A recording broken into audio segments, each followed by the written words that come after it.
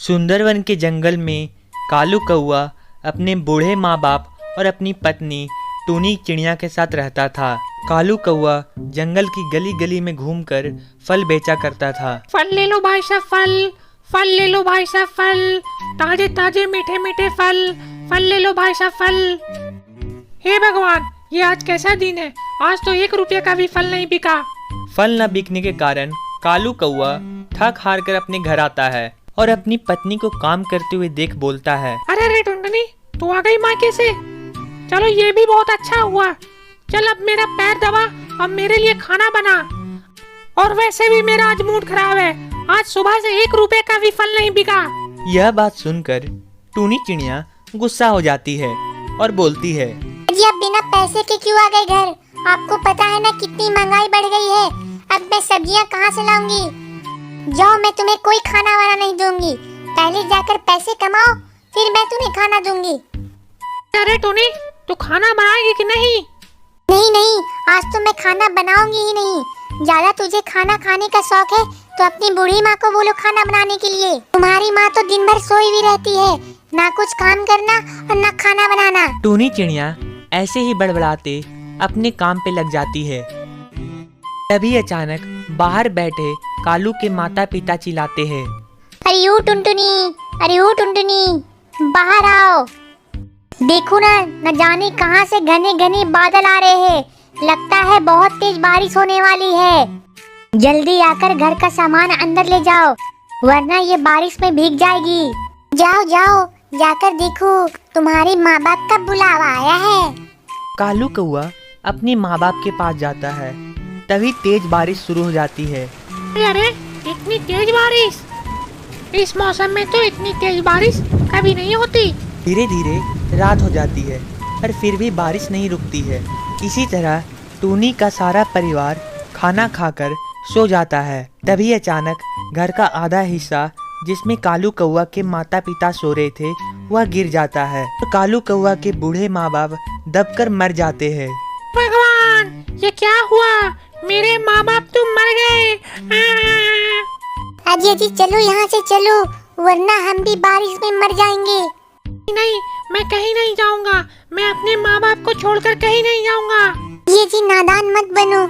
अगर तुम्हें कुछ हो गया तो हमारे आने वाले बच्चे को कौन संभालेगा? फिर टूनी और कालू कौआ नदी के ऊपर एक डाल पर जाकर बैठ जाते हैं और कुछ ही समय में टूनी अंडा दे देती है। कहीं मुझे सुरक्षित स्थान पर ले जाइए, वरना ये अंडा पानी में गिरकर टूट जाएगा। हाँ टूनी, मैं तुम्हें कहीं सुरक्षित स्थान पर ले जाता हूँ। मैंने तो अपने माँ बाप को खो दिया, पर मैं अपने बच्चे को नहीं खोऊंगा।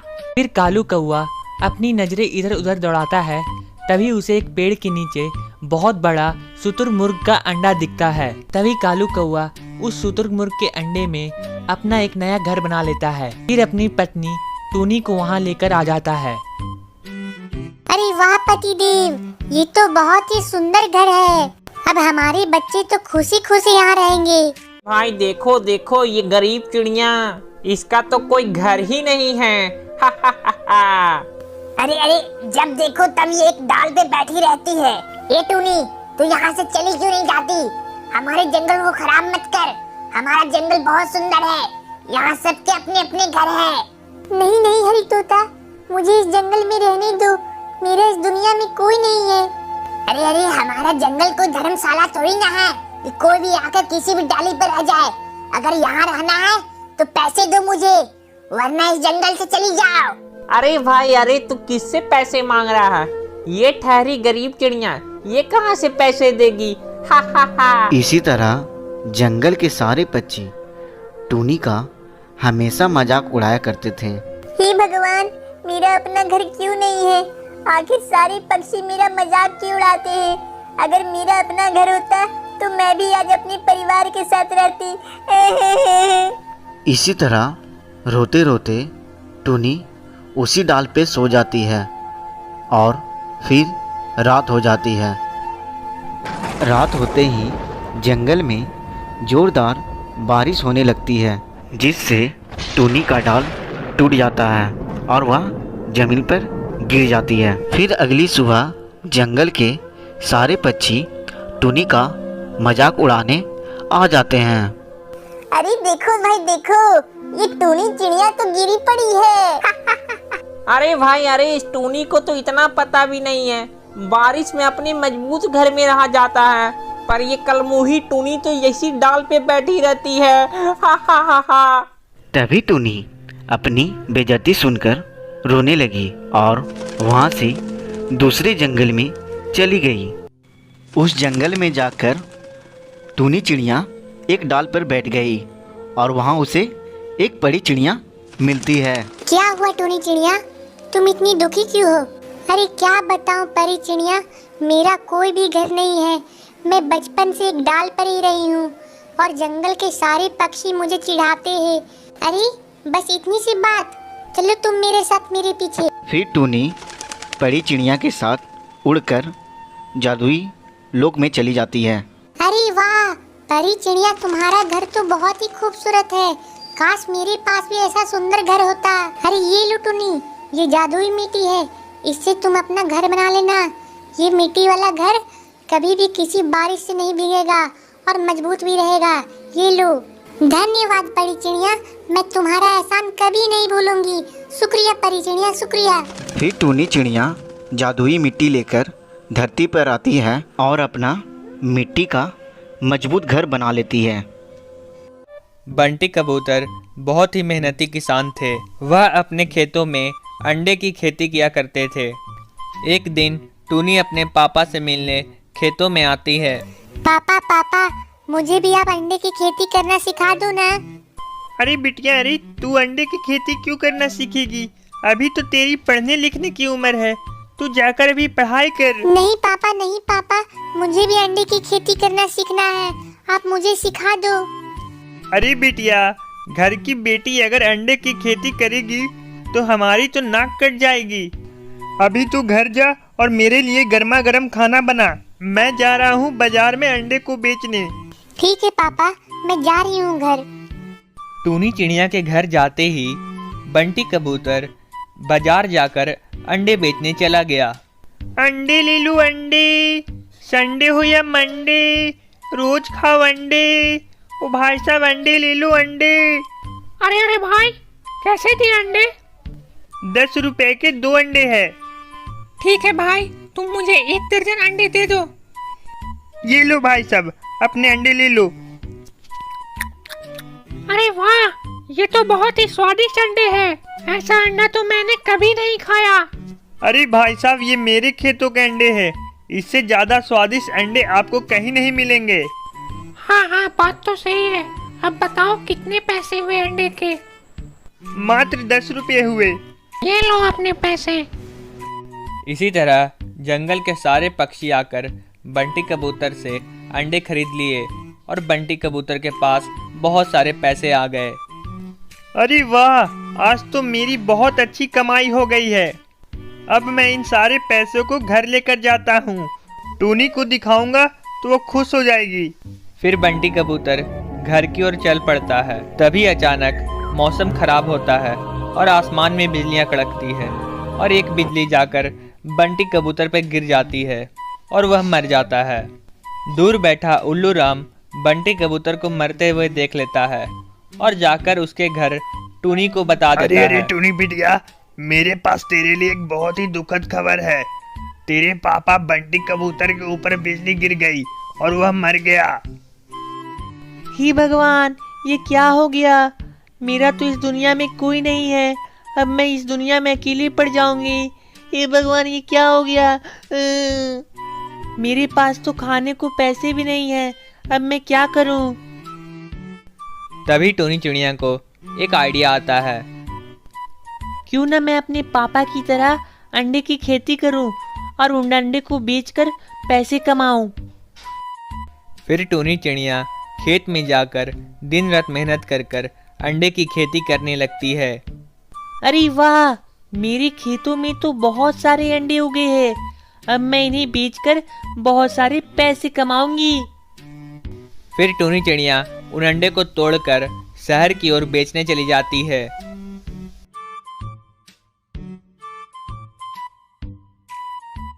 और जंगल के सारे पक्षियों को अंडा बेचकर बहुत सारे पैसे कमाती है। अरे वाह, अब तो मेरे पास बहुत सारे पैसे आ गए। अब मैं अपना जीवन खुशी खुशी बिता सकती हूँ। टूनी चिड़िया अपने 2 छोटे छोटे बच्चों के साथ रहती थी। इन दिनों जंगल में बरसात का मौसम था। सारे बादल मिलकर जंगल में बहुत तेज बारिश करा रहे थे। एक दिन की बात है, टूनी कहती है, अरे बाप रे, बारिश आने वाली है और मेरा घर तो टूटा फूटा है। कहीं ये तेज बरसात में मेरा घर बह न जाए। अब मैं क्या करूं?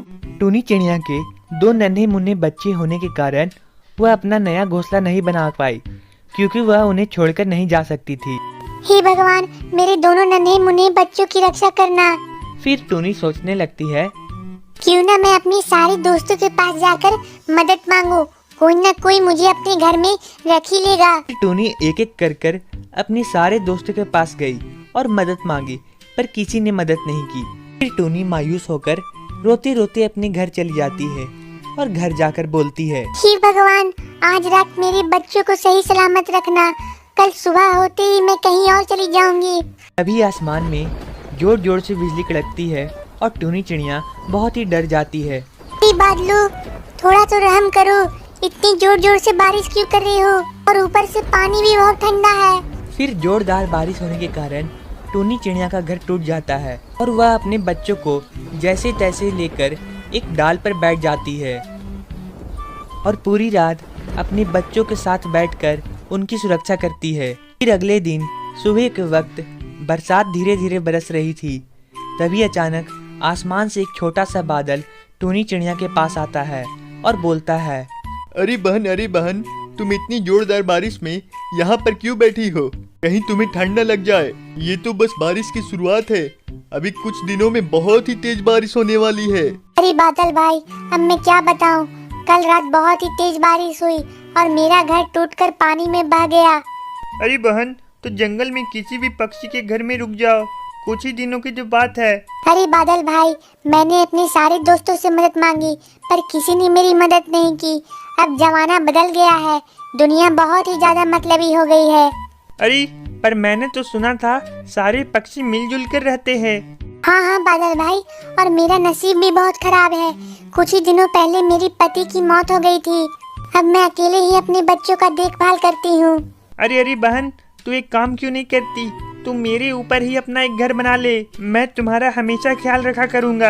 अरे बादल भाई, ये तो बहुत ही असंभव काम है। आखिर मैं तुम्हारे ऊपर घर कैसे बनाऊं? अरे कुछ असंभव नहीं है।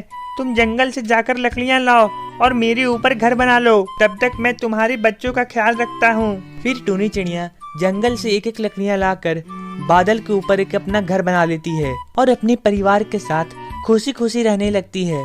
बहुत तेज बारिश हो रही थी, जिस कारण सारे खेत बर्बाद हो चुके थे और खाने की कमी हो गई थी। अरे टूनी, जितना हो सके उतना खाना बचा ले। जंगल में खाने को कुछ नहीं बचा है। सारे खेत बरसात के कारण बर्बाद हो चुके हैं। हाँ छोटू के पापा, मैंने बहुत सारा खाना जमा कर रखा है। अब कितनी भी बारिश हो, हमारा परिवार भूखा नहीं रहेगा। वाह टूनी, तुमने तो बहुत अच्छा काम किया कि सारे खाने बचा लिए। वहीं पर एक कबूतर चोर सारी बातें सुन रहा था। अरे वाह, इसके पास तो बहुत सारा खाना है। अब मैं इसके सारे खाना चुरा लूंगा और शहर में दुगने दाम पर बेचकर खूब पैसे कमाऊंगा।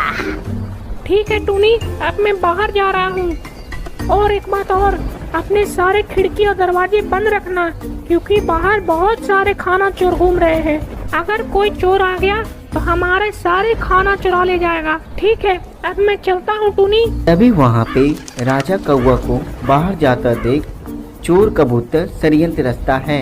अरे वाह, अब तो राजा कौवा बाहर चला गया। अब उसकी पत्नी अकेली है। क्यों ना उसे बेवकूफ बनाकर सारे खाना को चुरा लूं और बेचकर अमीर बन जाऊं। फिर चोर कबूतर भिखारी बनकर टूनी के घर जाता है। भिक्षाम देही, भिक्षाम देही।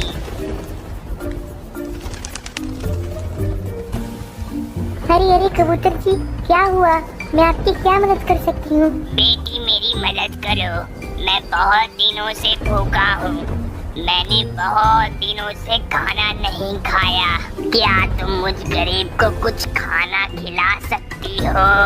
हाँ हाँ क्यों नहीं, रुक जाइए कबूतर जी, मैं आपके लिए अभी खाना लाती हूँ। ये लीजिए कबूतर जी, खाना खा लीजिए।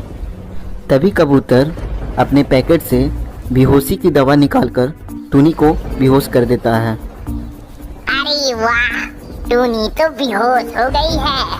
अब इसके सारे खाने चुराकर शहर में बेचकर अमीर बन जाऊंगा। फिर कबूतर चोर रसोई घर में जाता है। अरे वाह, ये खाना भी चुरा लेता हूँ और ये खाना भी चुरा लेता हूँ। चोर कबूतर चोरी कर ही रहा होता है, तभी वहाँ पे अचानक से राजा कौवा घर आ जाता है। हे भगवान, मेरी टुनटुनी तो बेहोश पड़ी है, इसके साथ क्या हुआ होगा? अरे अंदर से आवाज कैसी आ रही है? लगता है खाना चोरा गया होगा, रुको जाकर अभी देखता हूँ। फिर राजा कौवा अंदर जाता है और देखता है। अरे चोर कबूतर, तेरी हिम्मत कैसे हुई मेरे घर में चोरी करने की? रुको तुझे मैं अभी बताता हूँ, ये ले। अरे राजा कौवा मत मारो मुझे, मत मारो मुझे।